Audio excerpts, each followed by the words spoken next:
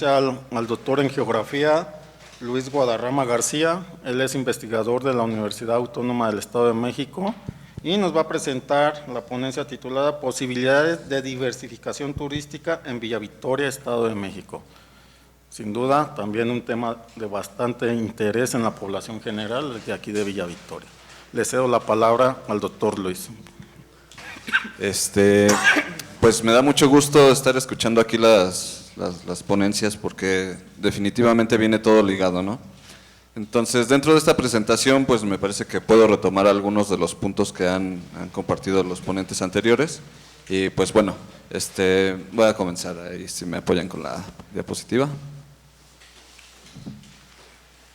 Miren, es importante mencionar que dentro de las posibilidades turísticas pues hay un marco teórico y conceptual que pues se debería de ir explorando, ¿no? Aquí se ve un poco rara la presentación, como que se modificó, pero bueno, se ve, ¿no? Más o menos. Entonces, hay que mencionar que el turismo es una actividad económica. Hay dentro de este marco conceptual turistas, visitantes, ¿no? Entonces, dentro del turismo menciona que los turistas pernoctan por lo menos una noche en el sitio que están visitando. Y este desplazamiento pues genera actividades económicas que pueden contribuir hacia el desarrollo local y regional. También es un sistema que funciona a través de otros subsistemas, como bien ahorita mencionaba la maestra Gardenia, pues tenemos un subsistema físico y un subsistema socioeconómico. Aquí en el subsistema físico pues precisamente entra todos estos elementos que conforman el paisaje, y en el socioeconómico todas las actividades que nosotros como población antrópica estamos desarrollando, ¿no? Y son importantes que se deben resaltar al momento de ofrecer algún producto turístico. Bueno, nosotros aquí en la parte socioeconómica también necesitamos algunos otros recursos, tenemos que tener la capacidad de aprovechar el tiempo libre, y el turismo nos ayuda a obtener estos beneficios recreativos. También el turismo puede traer algunos beneficios en la salud, en la educación e incluso en la inspiración estética. Siguiente, por favor, a ver si nos encima la otra diapositiva. Precisamente hablando de todos estos temas de turismo, hay una nueva tendencia. No sé si han escuchado del turismo sustentable, del desarrollo sustentable. Entonces, pues bueno, para cumplir los objetivos del desarrollo sustentable, se deben vincular los objetivos, estrategias y líneas de acción hacia el cumplimiento de estos objetivos del desarrollo sustentable y la carpeta de la Agenda 2030. Todo esto, precisamente como mencionaba acá el licenciado anteriormente, viene ligado, ¿no?, desde el Plan Nacional de Desarrollo, el Plan Estatal de Desarrollo y el Plan de Desarrollo Urbano Municipal. De aquí, dentro de estos temas, el turismo puede aportar beneficios en generación de empleo y conservación de recursos naturales y culturales. Siguiente, por favor. Sí, está por ahí. ¿Dónde está? Ah, aquí. Bueno, esta es una imagen obtenida de INEGI, del mapa digital de INEGI, para precisamente tener establecida la localización del municipio de Villa Victoria. Afortunadamente aquí la maestra Gardenia ya nos presentó unos mapas más elaborados con algunos otros rasgos geográficos, físicos que son importantes de resaltar, ¿no? Un mapa geológico, un mapa de climas, podríamos incluir también un mapa de cuencas hidrográficas, mapa de ríos, de cuerpos de agua, para tener identificados todos estos elementos que dentro del turismo a nosotros nos pueden servir, ¿no? Nosotros vamos a poder aprovechar estos recursos dentro de las actividades turísticas. Entonces, aquí para el turismo el objetivo es promover la participación de la población en general del municipio de Villa Victoria para la toma de decisiones respecto a las problemáticas y necesidades de las comunidades que integran el municipio y diseñar políticas y acciones en torno al cumplimiento de la Agenda 2030.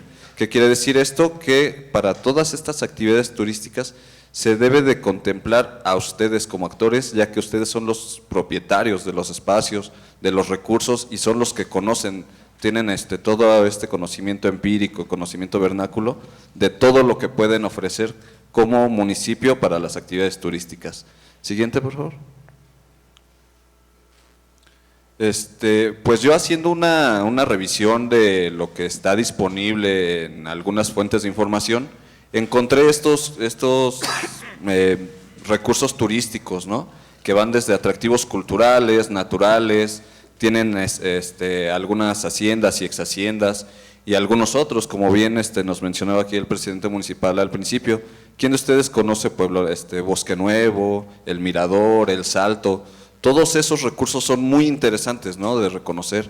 Entonces, por sí mismo el recurso, pues ahí está y pues ahí puede permanecer, entre todos se cuidan estos recursos.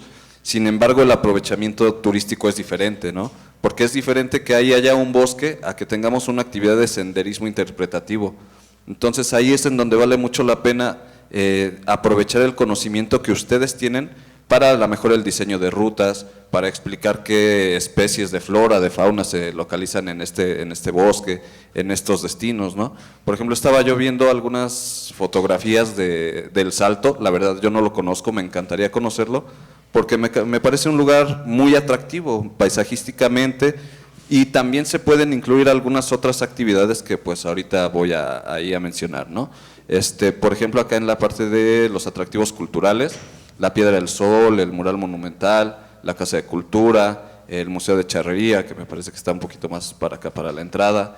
Y creo que la joya que ustedes también tienen, aparte de todo este contenido cultural, la presa, ¿no? O sea, la presa a ustedes les está brindando un ecosistema y un paisaje que definitivamente tiene un alto potencial para su aprovechamiento en el desarrollo turístico.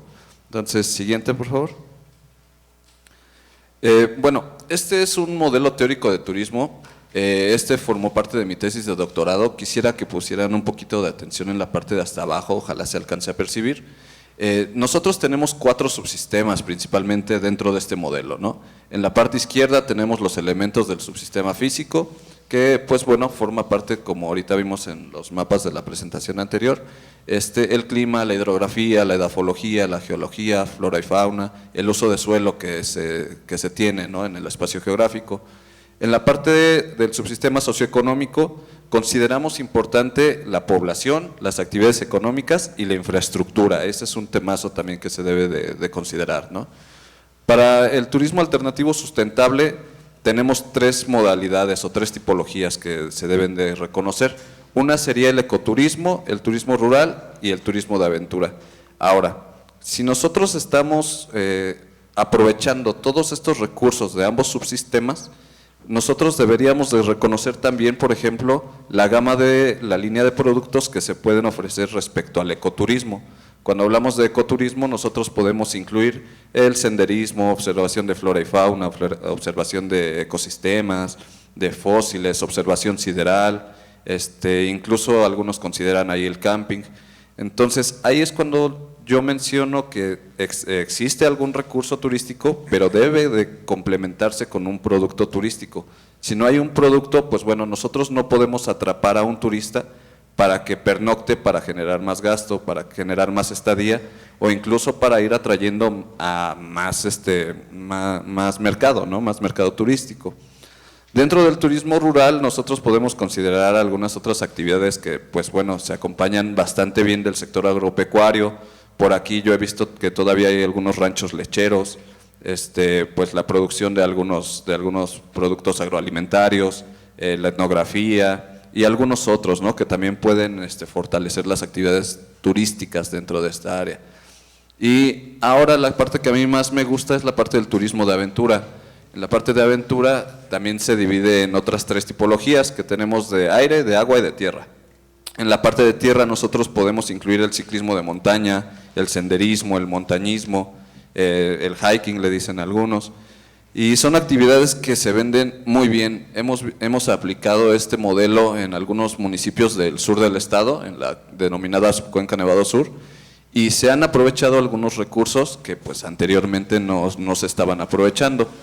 En esta parte del turismo de aventura también podemos incluir, pues, por ejemplo, el descenso a cañones, a barrancas, el rapel, rafting. Y en la parte de vuelo también, por ejemplo, pues la parte de vuelo en parapente, ultraligero, y hay pues muchas actividades, ¿no? Simplemente del turismo en la parte de turismo de aventura podemos encontrar unos 30 productos, ¿no?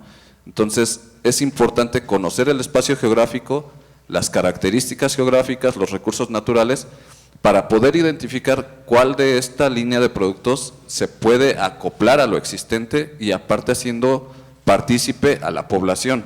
Repito, ustedes son los que conocen los recursos. Si nosotros quisiéramos ir a hacer un senderismo, a lo mejor aquí en alguno de los bosques con los que ustedes cuentan, ustedes conocen las rutas, ustedes conocen el espacio, saben a lo mejor algunas condiciones de seguridad o por dónde es mejor, por dónde se podría aprovechar mejor el paisaje. Entonces debe haber una vinculación entre todos estos elementos. Posteriormente, en el último cuadrito, ojalá se alcance a ver, menciona algunos beneficios que puede traer, a lo mejor no en la parte económica, esa la podríamos tocar en otro momento, pero hay algunos beneficios a nivel personal que nos puede llevar el participar en estas actividades de turismo, como podría ser la recreación y salud, educación y conocimiento, identidad y pertenencia, inspiración estética o incluso experiencia espiritual. Entonces todo esto funciona como un sistema, ¿no? Todo está relacionado. Por ejemplo, aquí cuando hicimos este estudio, cuando hablamos en la parte de turismo rural, es muy interesante que las personas que practican esta modalidad turística se llevan un aprendizaje. ¿Han escuchado de la ruta del vino y el queso en Querétaro? Las personas van a ver desde la ordeña, desde el cuidado de las vacas, el proceso para la elaboración de queso, ¿no? Y a lo mejor al final, pues con ese queso elaboran alguna pizza o algún producto y están generando mucho gasto, ¿no? En torno a la producción lechera que hay en esta zona. Que hablar del vino, pues hay mucho también, ¿no? Que se puede ahí visitar. A las personas les gusta irse a tomar una foto a los viñedos, etcétera. Entonces, en esa parte de educación y conocimiento se puede vincular de manera muy fuerte con el turismo rural. Y pues bueno, yo en lo particular practico turismo de aventura, es una actividad que pues me encanta, ¿no? En varias de esas líneas de productos. Y he visto que se ha hecho mucho más atractivo, ha tenido un alto crecimiento posterior a la contingencia de salud que tuvimos estos últimos años, ¿no? Entonces, un poco hay mencionar de este turismo alternativo sustentable, repito, son tres, ¿no? El ecoturismo, el turismo rural y el turismo de aventura. Entonces, seguimos, por favor. Para desarrollar este modelo, pues esta es la metodología que se siguió. Como bien mencionaban, necesitamos tener una serie de lineamientos que nosotros debemos seguir. Lo primero que se hizo fue el desarrollo de ese modelo teórico. En la etapa 2 pues se hizo una caracterización y un diagnóstico del área de estudio. En la etapa 3 se reconocen todos los recursos turísticos y creo que eso es algo también que se debe de fortalecer. Igual buscando la información en línea disponible, no encontré como tal algún mapa, alguna cartografía que logre identificar todos los recursos turísticos con los que ustedes cuentan. Sería importante hacer una actualización y que esté visible, ¿no? También identificados, cómo llegar, dónde está, en medios de transporte, cómo podemos acceder. Pues bueno, esa parte es importante. También se debe de evaluar cómo se encuentran esos recursos y pues a lo mejor ya al último hacer alguna ruta como mencionamos aquí en la etapa 5. No voy a ahondar mucho en esto, quiero llevarlo más a una charla, entonces vamos a seguir con la siguiente, por favor.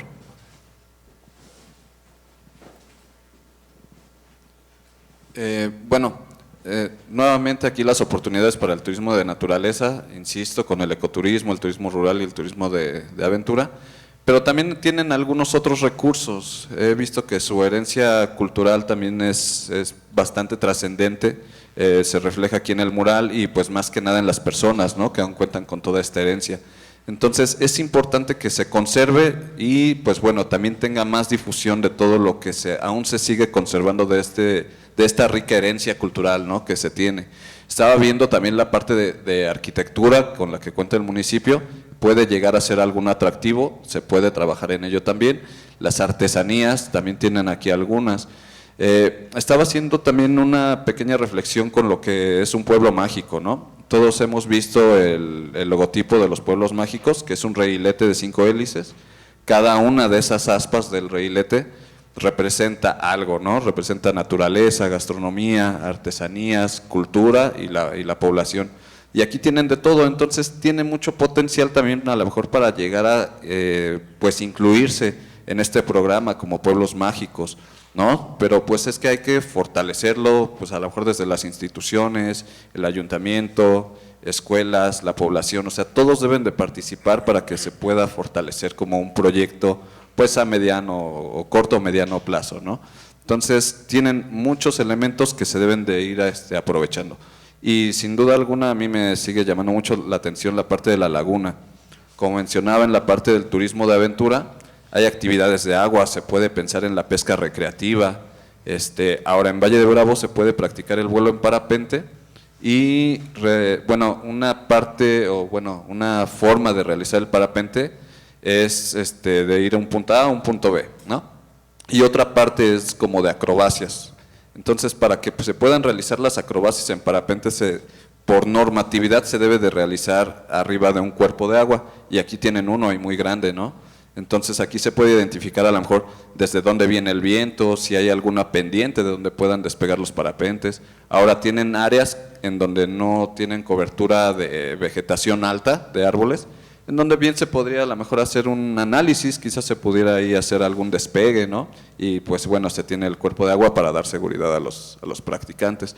Entonces sí se tiene que hacer una reflexión sobre el manejo, el aprovechamiento de todos estos recursos para sus posibilidades de diversificación turística, ¿no? Siguiente, por favor. Bien, estaba viendo precisamente algunos de los documentos. Esta parte del diagnóstico turístico la fortalecí un poco, retomé algunos indicadores desde un documento del 2010 para el desarrollo turístico de aquí del municipio, y tienen muchas fortalezas. Yo creo que eso es en donde hay que recargarnos, ¿no? Tienen una riqueza natural, tienen la presa, tienen bosques. La presa ha presentado bajos niveles de contaminación, tiene sus problemas, ha tenido sus momentos en donde ha tenido bajos niveles de agua. Sin embargo, pues bueno, creo que eso se ha ido atendiendo poco a poco, ¿no? Tiene buena ubicación geográfica, es accesible, tiene pues conexión con Valle de Bravo, con Toluca, con algunos otros municipios, tiene un potencial para el desarrollo turístico, tiene muchos atractivos turísticos, naturales y culturales. Ahora, como bien yo lo estoy aquí experimentando, la hospitalidad de las personas es bastante buena, todo eso suma mucho, ¿no?, para el interés turístico. Y ahora, eventos como este denotan aún más el interés de las autoridades, ¿no?, para poder desarrollar buenos proyectos que se reflejen en una mejora para todos los que participan. Ahora, ¿qué oportunidades podemos encontrar? Los ejidatarios están interesados en este tipo de proyectos de turismo de naturaleza y otros que van pues de la mano. La verdad ahí se modificó un poco la presentación, pero hay muchas oportunidades relacionadas con esto, ¿no? Otra oportunidad ahí también es que los jóvenes están muy interesados en participar. Ahora, yo les menciono, ¿no? A mí me gusta mucho el turismo de aventura, me gusta mucho hacer senderismo, rapel, pues bueno, varias más. Y he visto que el segmento de población joven están bien interesados. Cuando llegamos con las cuerdas, los equipos, a hacer alguna de estas actividades, muchos niños luego se llegan y se acercan y ¡ay, qué están haciendo!, ¿no? Y a ver, enséñanos y todo. La situación es que pues sí debe haber también algunas medidas de seguridad, capacitación, etcétera, a lo mejor ahorita lo menciono, pero bueno, la situación es que ese interés se refleja, ¿no? Entonces hay mucho potencial ahí que se puede aprovechar. Siguiente, por favor. Como bien mencionaba también el licenciado en la primera presentación, hay líneas de acción que se deben de seguir. Estas líneas de acción bien podrían pasar a formar parte dentro del plan de desarrollo municipal. Cuando se habla del fomento turístico y cultura, me parece que así se llama la sección, este tipo de líneas de acción se deben de incluir dentro de las estrategias, ¿no? Me ha pasado muchas veces que llego a algún sitio y pues ¿para dónde está el recurso natural?, ¿no? Cualquiera que sea, y de repente nos cuesta mucho trabajo llegar. Sin embargo, cuando nosotros tenemos algún tipo de señalamientos que nos faciliten el acceso, pues eso es muy bueno, ¿no? Entonces, instalar señalamientos para recorridos turísticos, el fomento de estos proyectos comunitarios, la participación de los actores locales, la capacitación a los prestadores de servicios turísticos. Esto es bien importante. No estoy seguro, no desconozco, quizás ustedes por ahí me puedan apoyar. Si hay alguna turoperadora aquí en el municipio que nos lleve a recorrer, pues no sé, parte de la presa, los bosques, que nos ofrezcan algún tipo de servicio turístico, ¿no? Porque las personas pueden llegar y, ok, estoy aquí, ¿qué veo? ¿A dónde voy?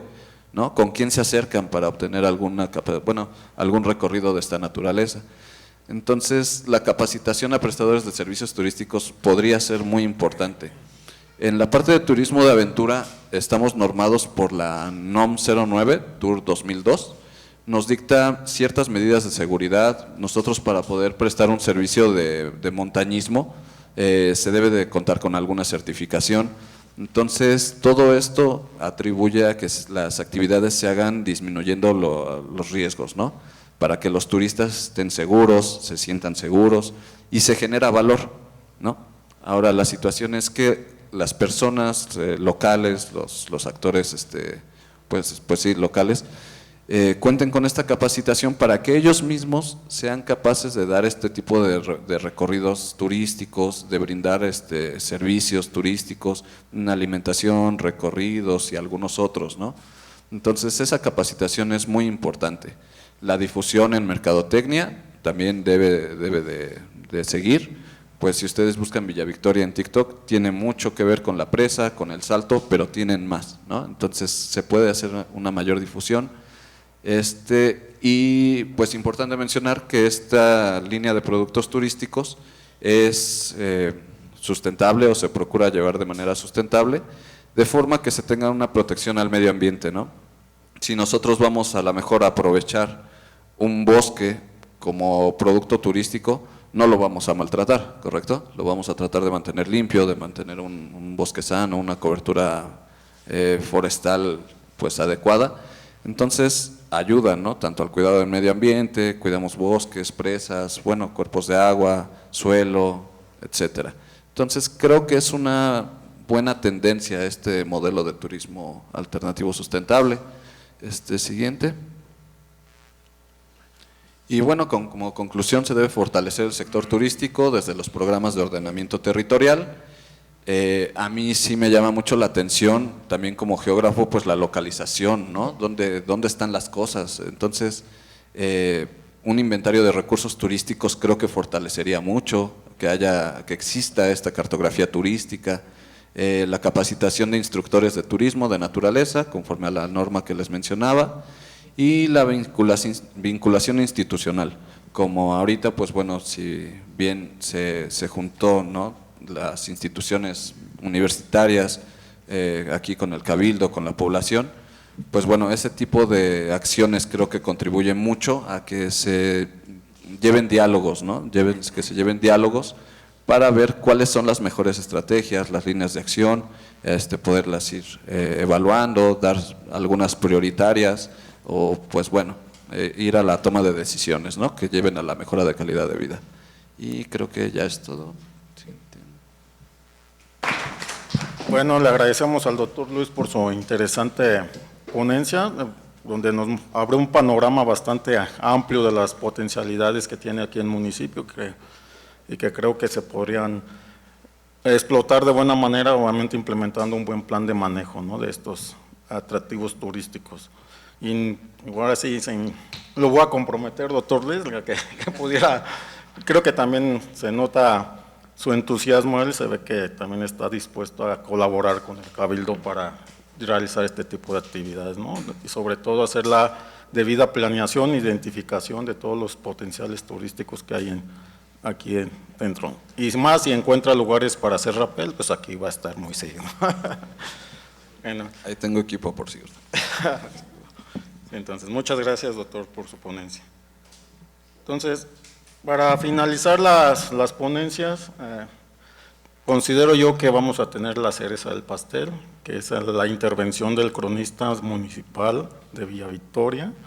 Creo que nos va a su charla. Yo desde que me puse en contacto con él ya me estaba saboreando a ver qué nos va a presentar del municipio, ¿no? Siempre, en lo personal, para mí es muy importante conocer la historia del lugar donde estoy trabajando, y así también poder adecuar de la manera más fehaciente las posibles actividades que podemos desarrollar. Y obviamente siempre y cuando con la valiosa, porque eso es sumamente importante, la valiosa intervención de los dueños del territorio, que son ustedes, ¿no? Entonces, sin más preámbulo, le cedo la palabra al señor Baltasar Velázquez para que nos haga nos ilustre más bien con su ponencia. Muchas gracias. Agradezco la presencia de los regidores, de la presencia del Colegio Mexiquense, del doctor, de la investigadora. Muchísimas gracias por estar aquí. Y sobre todo, muchísimas gracias a ustedes, delegados, comisariados y presidium, paisanos. Yo soy Baltasar Velázquez Quijada, me dedico a investigar hechos y antecedentes históricos de nuestro municipio y los plasmo en la historia municipal. Hoy, y por premura del tiempo, porque esto ya se alargó, nada más quisiera hablar de dos puntos de lo que es cabecera municipal y Santiago del Monte. En un principio, y me refiero en un principio porque después de la conquista de 1521, todo este valle estaba poblado por mazahuas. Con la llegada de los primeros españoles, los mazahuas se replegaron hacia la parte norte.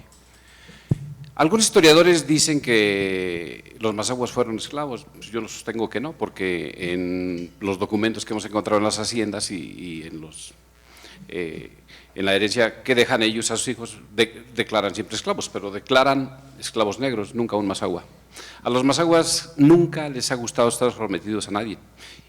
Y si no los tuvieron con el Imperio Mexica, con el poderío, pues mucho, o con los michoacanos, pues menos lo iban a estar con los españoles. Entonces, cuando llegan y fundan las primeras haciendas, aquí la primera hacienda fue creada en 1546, ¿sí? Como 25 años después de la conquista, o sea, del triunfo de la conquista. Entonces, es la de San Diego Suchitepec. Entonces, decía, todo esto estaba poblado por mazahuas y los mazahuas se replegan hacia la parte norte. Por eso es que algunos historiadores, cuando se refieren a ellos, dicen que eran toscos e inhábiles, o sea, que vestían mal, con pieles y se alimentaban de casi recolección. Cuando en esta parte donde vivimos ahorita, lo que es aquí, cabecera municipal, había un cerrito y había un centro de adoración, Alejecat, y lo mismo en Santiago del Monte, centro de adoración Alejecat.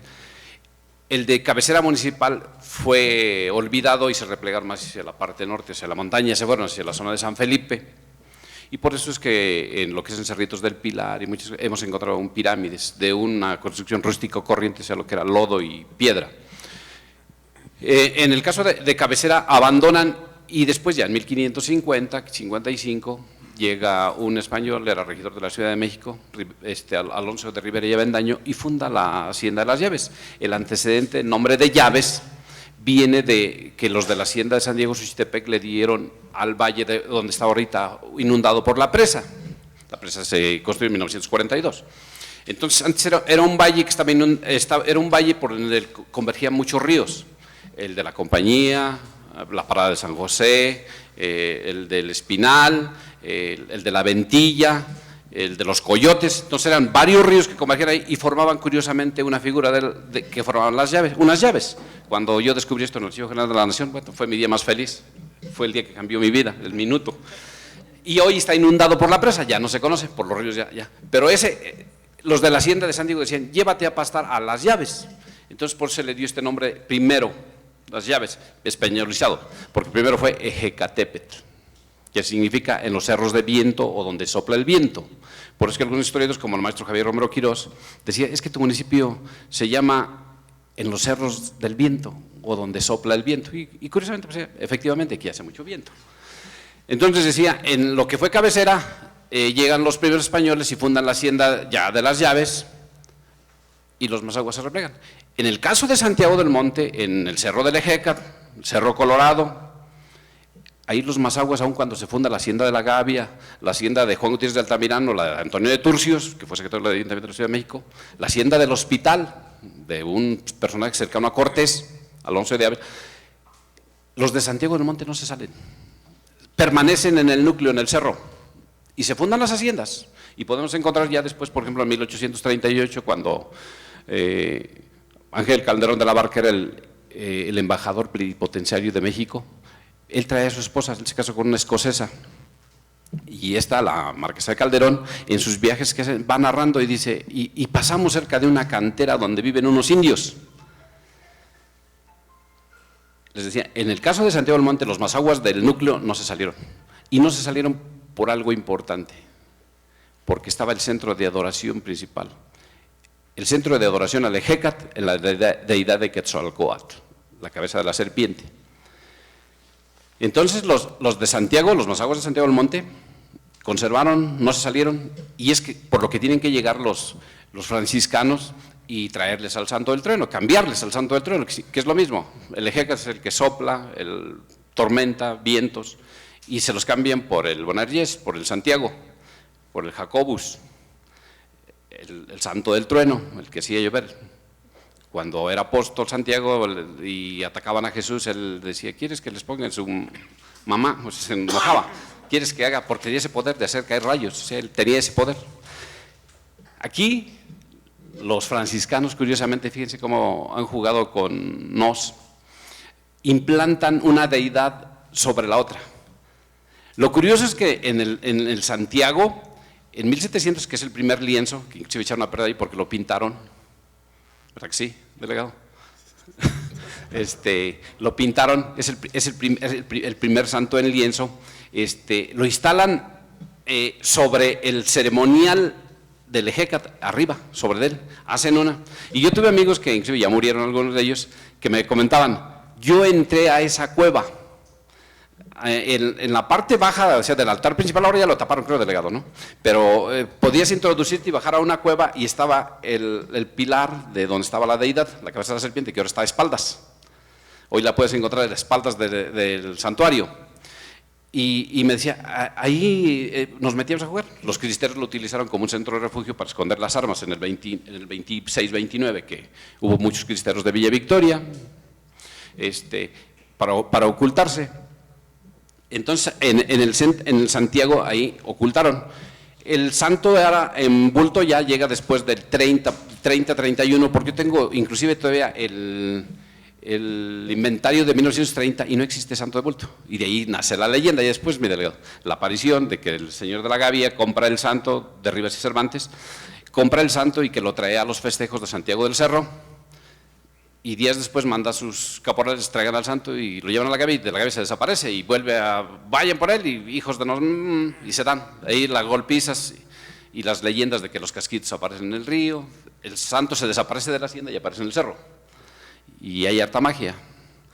Entonces, de ahí es porque se convierte en santuario, o sea, de ahí lo importante de Santiago del Cerro, Santiago del Monte, el Cerro del Ejecas. Y lo curioso, oye, Temoaya tiene su santo, y creo que tiene un santo de bulto del tamaño original, un caballote, pero los charros, los caballerangos, los que montan caballo en Temoaya, todos se vienen a Santiago del Monte a venerar. Por eso es que convergen muchos. En el caso de Cabecera, y de ahí la tradición, ¿no?, que es en Santiago, que hoy es un gran santuario. En el caso de Cabecera se funda las llaves, desaparecen el centro de adoración al Ejecata y fundan las haciendas. Después pasa al regidor, que es el dueño, y él se lo hereda a una sobrina que ya era de Eurendix, y eran dueños por el sitio de Eurendix, que es por allá por el Salitre, por Villa de Allende. Se lo hereda a su sobrina, y ella se casa con un personaje que se llamaba José del Trigo, y él, como no tiene descendencia, se lo hereda a los mercedarios de la ciudad de Toluca, al convento de la Merced. En ese entonces el personaje importante era Bernabé Magro, que inclusive se escribe mucho sobre él.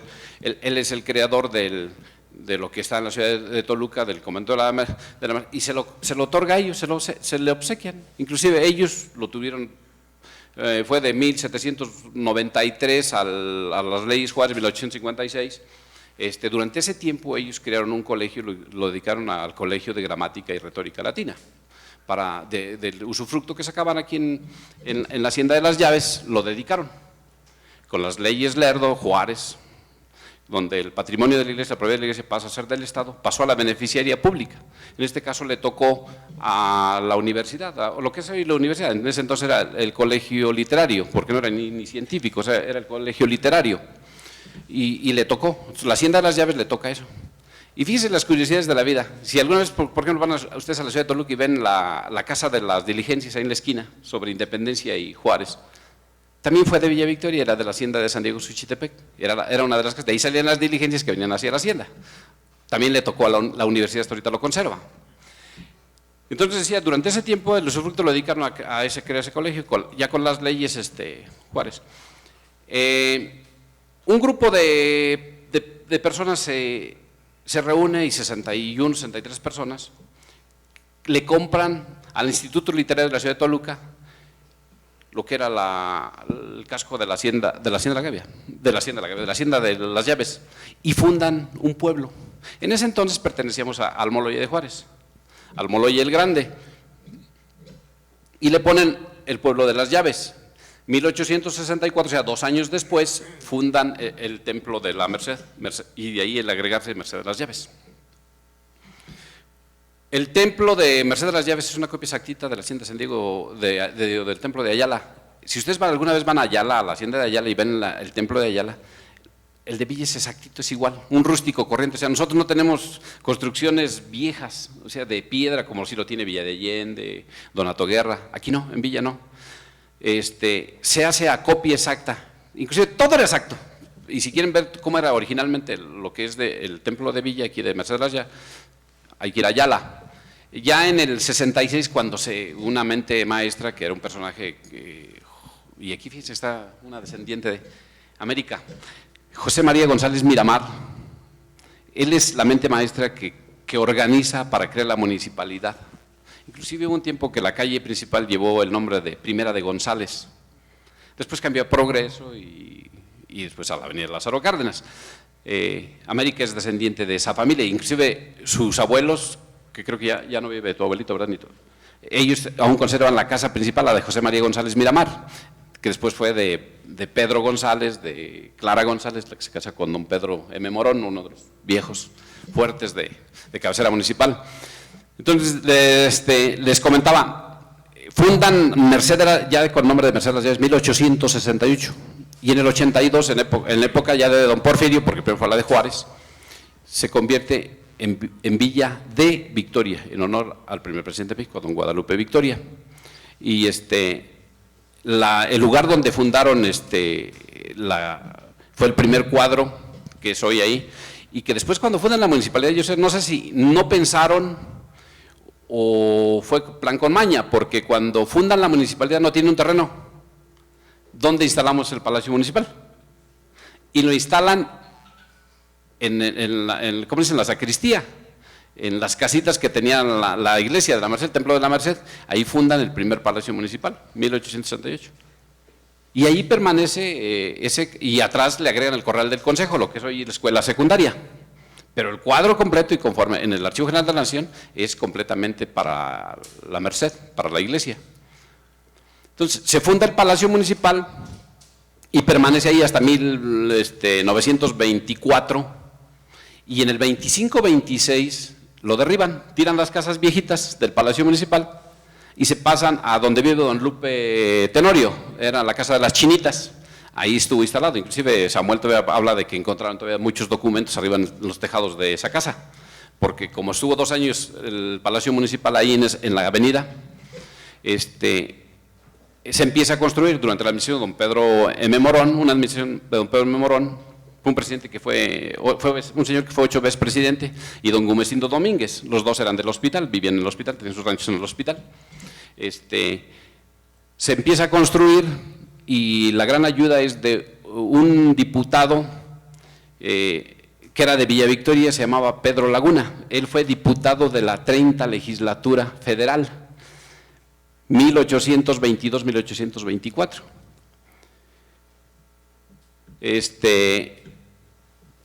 1922-24, perdón, es 922-24. Este diputado tuvo de compañero en esa legislatura a Gilberto Favila. Gilberto Favila también es otra rama familiar de los que vivían aquí en San Agustín Altamirano. Él fue hermano de Andrés Favila, de Gilberto Favila y Andrés Favila, y me falta Alfonso Favila, el etnólogo, del que escribe mucho el Colegio Mexiquense, Favila, y Luz Favila, una pintora. Luz Favila es de la categoría de Frida Kahlo, de María Izquierdo, es de esa época. Bueno, este personaje, Pedro, siendo diputado, era compañero entonces de Gilberto Favila, de Filiberto Gómez, que fue gobernador 1930-1933, y que fue uno de los creadores de la escuela primaria oficial, y que fue el que creó en el 33 aquí, la de cabecera, en Palacio Municipal, la primaria, de Isidro Favela. Era compañero de legislatura de esos personajes, este señor. Entonces, cuando se funda la presidencia municipal viejita, después ya la ocupó la secundaria, se tiró y ya ha acabado, creo que en ruinas, ya no hay nada. Y hoy la secundaria ocupa. No se ha creado secundaria afuera, pero así es como desaparece el viejo Palacio Municipal. Y a un señor que llegó ya, don Rosendo Esquivel, pues tuvo que pelearse con los de cabecera para crear su Palacio Municipal, que es el actual Palacio Municipal. Santiago se ha convertido en un centro de adoración muy importante, ya trasciende, va más allá, y a pesar de que es una pequeña capilla, pero es algo muy poderoso, muy fuerte. Solamente uno cuando se mete va entendiendo uno la calidad y por qué ha trascendido tanto la influencia de Santiago. Porque Santiago, bueno, pues ni usaba espada ni montaba caballo. Así que el santo fue transformado. Él, para quienes estudiamos y vemos lo de la historia de México, cómo aparecen sus primeras apariciones, vemos cómo caballo y jinete hacían matadera de cuanto indio encontraban. Y yo les decía yo a algunos de mis amigos, ¿y quién crees que eran los indios? Pues somos nosotros, los descendientes, los que estamos aquí. Y ahora somos quienes los seguimos, somos quienes somos sus fieles devotos. Entonces, Villa es muy padre, hay mucha historia. Nos llevaríamos demasiado tiempo, pero es algo muy, muy bueno, muy buenísimo. Y estoy a sus órdenes para cualquier pregunta. Muchísimas gracias.